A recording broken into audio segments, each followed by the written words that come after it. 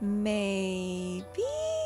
That's the best answer I can give since we're talking about my unlikely soulmate, my teacher. So out of respect for my robotic professor, Xbot's truth shall remain a mystery. However, I'd love to say a few words about disappointing relationships in general. You know, co-pilots who send you on a wild goose chase all over town, only to bail when the gas runs out on some dead-end street. I'm not gonna lie, sometimes I wish only loving and genuinely caring co-pilots were allowed in my life. It seems like happiness would be so much easier to achieve, or would it?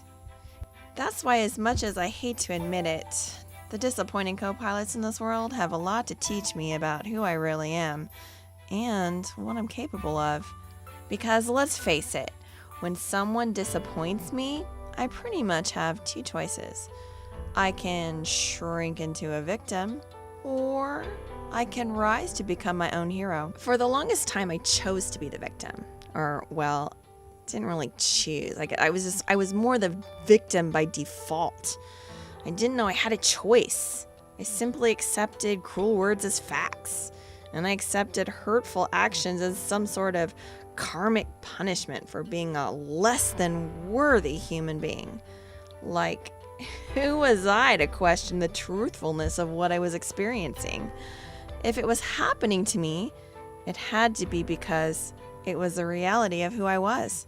My life has been full of co-pilots teaching me the realities of pain and fear. Backstabbing friends, two-faced co-workers, strangers invading my comfort zones, peers sacrificing my dignity to increase their own sense of self-worth. You know, the usual stuff most of us go through. And because these assholic life teachers were so good at what they did, I'm better for it. So whether it's the Xbot or Silver Fox or some other co-pilot attempting to crush my self-worth, I now know I have a choice. I don't have to be a victim. I don't have to hand over the map of my dreams and goals to let some idiot sitting shotgun decide if I'll ever get to my destination or not. This is my life. If I get stuck in the traffic jam, it's because I put myself there. If I'm unhappy with the direction my life is going in, I can simply change lanes or turn onto an entirely different street. Of course, this is easier said than done. I often forget I don't have to be the victim, partly because it's easier to be the victim than it is to be my own hero. That's why I'm constantly telling myself stuff like, Marilyn, I know you make lots of mistakes in life. It's okay. Back up, try it again. But please be mindful of the number of times you throw it in reverse to right a wrong. I mean, seriously, there might be a reason why it's not working out the way you want it to.